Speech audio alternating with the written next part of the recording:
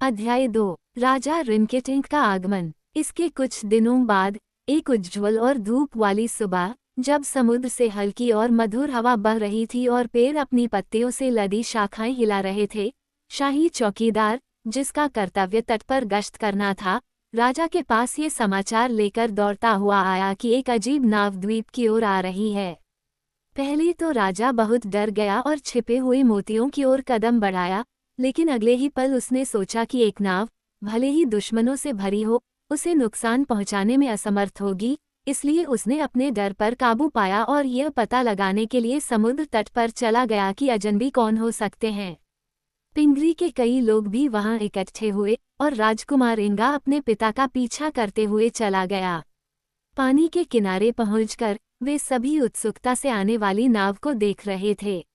उन्होंने देखा कि यह काफी बड़ी नाव थी और सोने से कढ़ाई की हुई बैंगनी रेशम की छतरी से ढकी हुई थी। इसे 20 आदमी चला रहे थे, दोनों तरफ 10-10। जैसे जैसे ये पास आया, इंगा ने देखा कि पिछले हिस्से में एक ऊंची, गद्देदार राजकीय कुर्सी पर एक छोटा आदमी बैठा था, जो इतना मोटा था कि वह लगभग अपनी लंबाई के बराबर चौड़ा था। इस आदमी ने बैंगनी रंग का एक ढीला रेशमी लबादा पहना हुआ था जो उसके पैरों तक तहों में पड़ा था, जबकि उसके सिर पर सफ़ेद मखमल की एक टोपी थी जिस पर सुनहरे धागों से विचित्र ढंग से काम किया गया था और जिसके बैंड के चारों ओर हीरे का एक चक्र सिला हुआ था। नाव के विपरीत छोर पर एक अजीबोगरीब आकार का पिंजरा खड़ा था। जैसे ही नाव किनारे के पास पहुंची, मोटा छोटा आदमी अपने पैरों पर खड़ा हो गया और उन लोगों की ओर कई बार झुका जो उसका स्वागत करने के लिए इकट्ठे हुए थे, और झुकते समय उसने अपनी सफ़ेद टोपी को ऊर्जावान तरीके से लहराया। उसका चेहरा सेब की तरह गोल और लगभग गुलाबी था। जब उसने झुकना बंद किया तो वह इतने मीठे और खुशनुमा तरीके से मुस्कुराया कि इंगा को लगा कि वह बहुत खुशमिजाज आदमी होगा। नाव का अगला हिस्सा अचानक किनारे पर आ गया, जिससे उसकी गति रुक गई और वह छोटा आदमी अचानक चौंक गया और लगभग सिर के बल समुद्र में गिर गया। लेकिन उसने एक हाथ से कुर्सी और दूसरे हाथ से अपने एक नाविक के बाल पकड़ लिए और खुद को संभाल लिया। फिर से अपने सिर के चारों ओर अपनी रत्नजड़ित टोपी लहराते हुए वह प्रसन्न स्वर में चिल्लाया, खैर, मैं आखिरकार यहाँ हूँ। ऐसा मैं समझता हूँ, राजा किट्टिकिट ने बहुत गरिमा के साथ झुकते हुए उत्तर दिया। मोटे आदमी ने अपने सामने खड़े सभी गंभीर चेहरों पर नजर डाली और जोर से हंसने लगा। शायद मुझे कहना चाहिए कि यह आधी हंसी और आधी खुशी की ठहाके थे, क्योंकि उसने जो आवाज़ें निकाली वे विचित्र और मज़ेदार थीं और हर सुनने वाले को उसके साथ हंसने के लिए प्रेरित करती थीं। हे हो, वह दहाड़ा, मुझे उम्मीद नहीं थी, मैं समझ गया। की, यह मज़ेदार है, ये वाकई मज़ेदार है। तुम्हें नहीं पता था कि मैं आ रहा हूँ, है न? हु, ये वाकई मज़ेदार है, लेकिन मैं यहाँ हूँ, वैसे ही। चुप रहो, एक गहरी, गरजती हुई आवाज़ ने कहा। तुम खुद को हास्यास्पद बना रहे हो।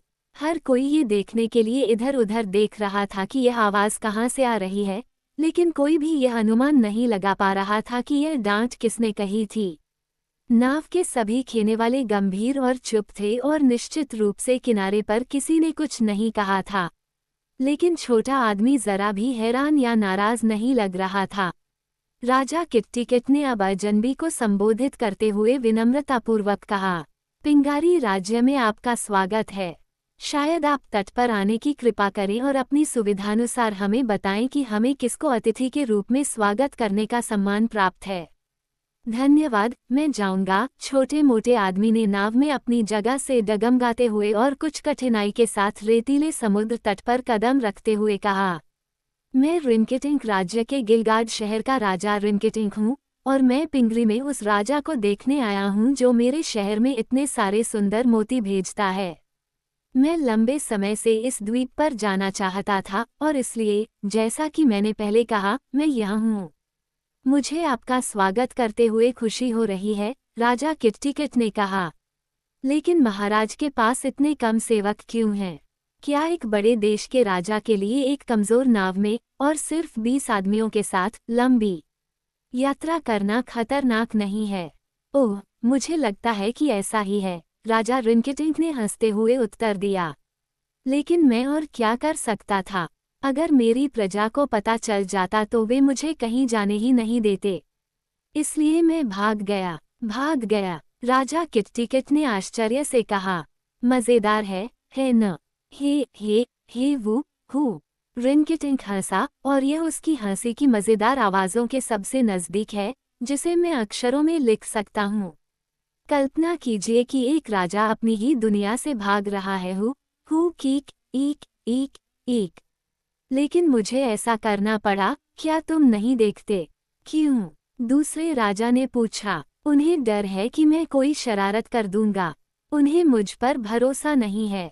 की को। हे भगवान! उन्हें अपने ही राजा पर भरोसा नहीं है। अजीब है न? इस द्वीप पर तुम्हें कोई नुकसान नहीं हो सकता, किटटिकट ने कहा, अपने मेहमान के अजीबोगरीब व्यवहार पर ध्यान न देते हुए। और जब भी तुम अपने देश वापस लौटना चाहो, मैं तुम्हारे साथ अपने लोगों का एक उपयुक्त अनुरक्षक भेजूंगा। इस बीच कृपया मेरे साथ मेरे महल में चलो, जहां तुम्हें आरामदायक और खुश रखने के लिए सब कुछ किया जाएगा। बहुत बहुत धन्यवाद, रिनकेटिंक ने उत्तर दिया, अपनी सफ़ेद टोपी को अपने बाएं कान पर टिकाते हुए और अपने भाई सम्राट से दिल से हाथ मिलाते हुए। मुझे यकीन है कि अगर आपके पास खाने के लिए बहुत कुछ है तो आप मुझे आराम दे सकते हैं। और जहाँ तक खुश रहने की बात है, हाँ, क्यों? यही मेरी परेशानी है। मैं बहुत खुश हूँ, लेकिन रुकिए, मैं आपके लिए उन बक्सों में कुछ उपहार लाया हूँ। कृपया अपने आदमियों को उन्हें महल तक ले जाने का आदेश दें। निश्चित रूप से, राजा किटटिकट ने प्रसन्न होकर उत्तर दिया, और तुरंत उसने अपने आदमियों को उचित आदेश दिया। और वैसे, मोटे छोटे राजा ने आगे कहा, उन्हें मेरी बकरी को भी उसके पिंजरे से निकाल लेना चाहिए। एक बकरी? पिनगारी के राजा ने कहा। बिल्कुल, मेरी बकरी बिलबिल। मैं जहाँ भी जाता हूँ, हमेशा उस पर सवार होता हूँ, क्योंकि मुझे पैदल चलने का बिल्कुल शौक नहीं है। मैं थोड़ा मोटा हूँ। किटटिकट, थोड़ा मोटा। Who kick ईक। पिंगरी लोगों ने नाव से बड़ा पिंजरा उठाना शुरू किया, लेकिन तभी एक कर्कश आवाज सुनाई दी, सावधान रहो दुष्टों। और चूंकि ये शब्द बकरी के मुंह से निकले थे, इसलिए लोग इतने आश्चर्यचकित हुए कि उन्होंने पिंजरे को अचानक झटके से रेत पर गिरा दिया। देखो, मैंने तुमसे कहा था, आवाज गुस्से से चिल्लाई। तुमने मेरे बाएं घुटने की चमड़ी को रगड़ दिया है। तुमने मुझे धीरे से क्यों नहीं संभाला? बिलबिल, वहाँ, राजा रिनकेटिंक ने शांतिपूर्वक कहा, मेरे बेटे, डांटो मत। याद रखो कि ये अजनबी हैं और हम उनके मेहमान हैं। फिर वह किटटिकट की ओर मुड़ा और टिप्पणी की, मुझे लगता है कि आपके द्वीप पर कोई बोलने वाली बकरियां नहीं हैं। राजा ने उत्तर दिया, हमारे पास कोई बकरी नहीं है, न ही हमारे पास कोई ऐसा पशु है जो बोल सके। काश मेरा जानवर भी बात न कर पाता। रिनकेटिंक ने इंगा की ओर मजाकिया अंदाज में आंख मारते हुए और फिर पिंजरे की ओर देखते हुए कहा। वो कभी कभी बहुत गुस्सा हो जाता है और ऐसी भाषा का इस्तेमाल करता है जो सम्मानजनक नहीं है। मैंने सोचा, पहले तो एक बोलने वाला बकरा होना ठीक रहेगा, जिसके साथ मैं अपने शहर में उसकी पीठ पर सवार होकर बात कर सकता हूँ।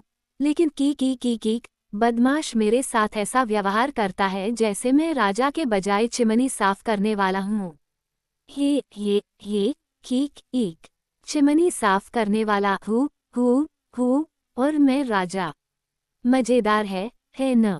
यह आखिरी बात राजकुमार इंगा को संबोधित थी, जिसे उसने लड़के की ठुड्डी के नीचे से परिचित तरीके से थपथपाया, जिससे लड़का बहुत शर्मिंदा हुआ। राजा किटटिकट ने पूछा, तुम घोड़े पर सवार क्यों नहीं होते? मैं उसकी पीठ पर चढ़ नहीं सकता, क्योंकि मैं काफी मोटा हूँ, इसलिए। कीक ईक, काफी मोटा हूँ। वो अपनी आंखों से खुशी के आंसू पोंछने के लिए रुका और फिर बोला, लेकिन मैं बिलबिल की पीठ पर आसानी से चढ़ और उतर सकता हूँ। अब उसने पिंजरा खोला और बकरी जानबूझकर बाहर निकल गई और उदास भाव से उसके चारों ओर देखने लगी। नाव चलाने वालों में से एक नाव से लाल मखमल से बना एक काठी लाया जिस पर चांदी के कांटों की सुंदर कढ़ाई की गई थी, जिसे उसने बकरी की पीठ पर बांध दिया। मोटे राजा ने अपना पैर काठी पर रखा और आराम से बैठ गया और बोला, मेरे महान मेजबान, आगे बढ़ो और हम पीछे चलेंगे। क्या? उस खड़ी पहाड़ी पर बकरी चिल्लाई, तुरंत मेरी पीठ से उतर जाओ रिंकी टिंक, नहीं तो मैं एक कदम भी नहीं हिलूंगी। लेकिन सोचो बिलबिल, राजा ने विरोध किया, जब तक मैं सवारी नहीं करूंगा मैं उस पहाड़ी पर कैसे चढ़ूंगा। चलो, बिलबिल ने गुर्राहट के साथ कहा, लेकिन मैं बहुत मोटा हूँ। सच में बिलबिल, मैं तुम पर हैरान हूँ।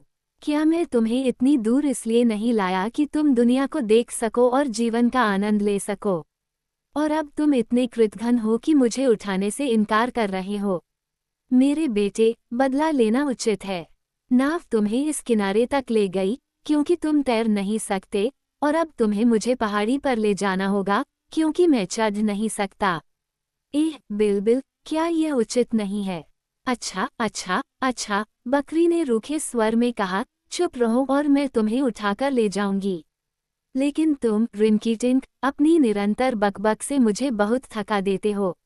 यह विरोध करने के बाद बिलबिल ने मोटे राजा को बिना किसी कठिनाई के अपनी पीठ पर उठाकर पहाड़ी पर चढ़ना शुरू कर दिया।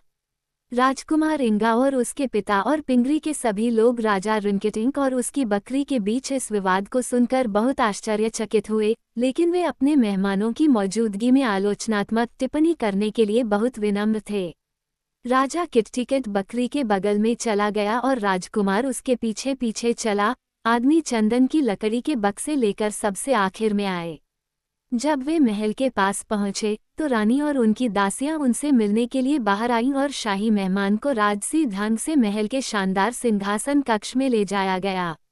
यहाँ बक्से खोले गए और राजा रिंकिटिंक ने सभी सुंदर रेशम, लेस और आभूषण प्रदर्शित किए जिनसे वे भरे हुए थे।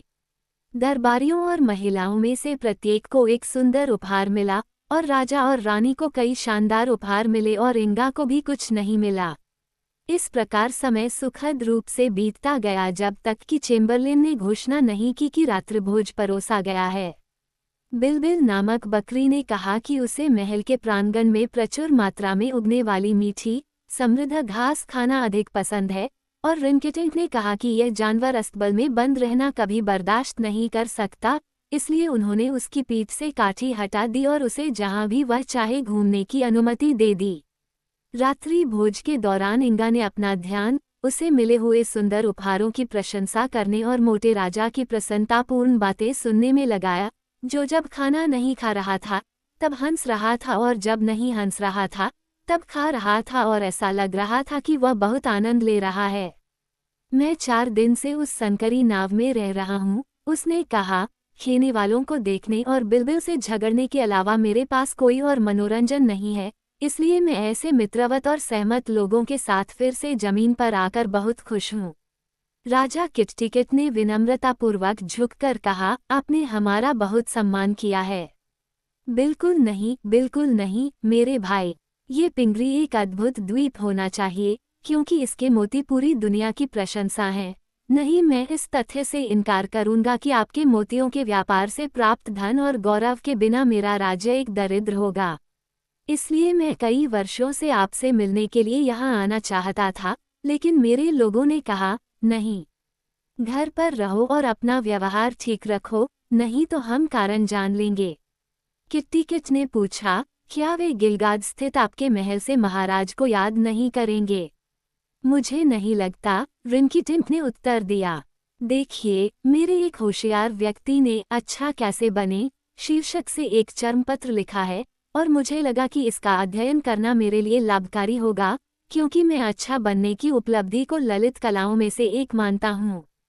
मैंने अभी अभी अपने लॉर्ड हाई चांसलर को बिना भौहे सिकोड़े नाश्ते पर आने के लिए कड़ी फटकार लगाई थी, और उस बेचारे की भावनाओं को ठेस पहुंचाने पर इतना दुखी और पछता रहा था कि मैंने खुद को अपने कमरे में बंद करने और स्क्रॉल का अध्ययन करने का फैसला किया जब तक कि मैं यह नहीं जान गया कि अच्छा कैसे बनना है। ईक कीक ईक ईक, अच्छा बनना चतुर विचार है न?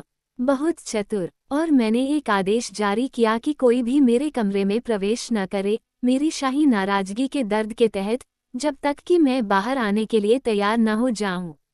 वे मेरी शाही नाराजगी से बहुत डरते हैं, हालांकि मुझसे जरा भी नहीं डरते। फिर मैंने चर्मपत्र अपनी जेब में रखा और पीछे के दरवाजे से अपनी नाव में भाग गया और मैं यहाँ हूँ। हू कीक। कल्पना कीजिए कि अगर मेरा कमरा खाली हो जाता तो गिलगाड में कितना हंगामा होता। सब जानते थे कि मैं इस समय कहाँ हूँ। मैं उस चर्मपत्र को देखना चाहता हूँ, गंभीर आंखों वाले राजकुमार इंगा ने कहा, क्योंकि यदि यह वास्तव में किसी को अच्छा बनना सिखाता है तो यह मोतियों के वजन के बराबर मूल्यवान होगा। ओह, यह एक बढ़िया निबंध है, रिनकेटिंक ने कहा, और बहुत ही खूबसूरती से गुस्सेक्विल से लिखा गया है। इसे सुनिए, आपको इसमें मजा आएगा। ही, इसका मजा लीजिए। उसने अपनी जेब से काले रिबन से बंधा हुआ चर्मपत्र निकाला और उसे सावधानीपूर्वक खोलते हुए निम्नलिखित पाठ पढ़ना शुरू किया। अच्छा आदमी वह है जो कभी बुरा नहीं होता। ये कैसा है? बढ़िया विचार है, क्या? इसलिए अच्छा बनने के लिए आपको उन चीजों से बचना चाहिए जो बुरी हैं। ओह, हु, कितना चतुर। जब मैं वापस आऊंगा तो मैं उस आदमी को शाही हिप्पोलोरम बनाऊंगा जिसने ये लिखा है, क्योंकि निस्संदेह वह मेरे राज्य का सबसे बुद्धिमान व्यक्ति है, जैसा कि उसने अक्सर मुझसे कहा है। इसके साथ रिनकेटिंक अपनी कुर्सी पर वापस लेट गया और अपनी अजीब सी हंसी तब तक हंसता रहा जब तक कि उसे खांसी नहीं आ गई, और तब तक खांसता रहा जब तक कि उसका गला नहीं घुट गया, और तब तक घुटता रहा जब तक कि उसे छींक नहीं आ गई। और उसने अपने चेहरे पर इस तरह की हंसमुख मजाकिया झुर्रियां डाली कि शायद ही कोई उसके साथ हंसे, और यहाँ तक कि अच्छी रानी को भी अपने पंखे के पीछे हंसने के लिए मजबूर होना पड़ा। जब रिनकेटिंक अपनी हंसी से उबर गया और उसने एक बढ़िया फीतेदार रुमाल से अपनी आंखें पोंछीं, तो राजकुमार इंगा ने उससे कहा, चर्मपत्र सच बोलता है। हाँ, ये संदेह से परे सत्य है, रिनकेटिंक ने उत्तर दिया, और यदि मैं बिल्बिल को इसे पढ़ने के लिए राजी कर सकता हूँ तो वह अब की तुलना में बहुत बेहतर बकरी बन जाएगा। यहाँ एक और चयन है, अप्रिय बातें कहने से बचने के लिए हमेशा सहमत होकर बोलें। ये बिल्बिल को बिल्कुल सही लगेगा। और यहाँ एक ऐसा है जो आप पर लागू होता है, मेरे राजकुमार। अच्छे बच्चों को शायद ही कभी दंडित किया जाता है, क्योंकि वे किसी दंड के लायक नहीं हैं। अब मुझे लगता है कि यह बड़े करीने से रखा गया है और लेखक को एक गहन विचारक के रूप में दर्शाता है। लेकिन जिस सलाह ने मुझे सबसे अधिक प्रभावित किया है वह निम्नलिखित पैराग्राफ में है। आपको अच्छा होना उतना सुखद नहीं लग सकता जितना कि बुरा होना, लेकिन अन्य लोगों को यह अधिक सुखद लगेगा। हाउ हो कीक। अन्य लोगों को यह अधिक सुखद लगेगा। ही कीक अधिक सुखद। हे भगवान, इसमें अच्छा बनने की महान प्रेरणा छिपी है और जब भी मुझे समय मिलेगा मैं निश्चित रूप से ऐसा करने की कोशिश करूंगा। फिर उसने अपनी आंखें फीते वाले रुमाल से पोंछीं और अचानक उसे अपना खाना याद आ गया। उसने चाकू और कांटा उठाया और खाना शुरू कर दिया।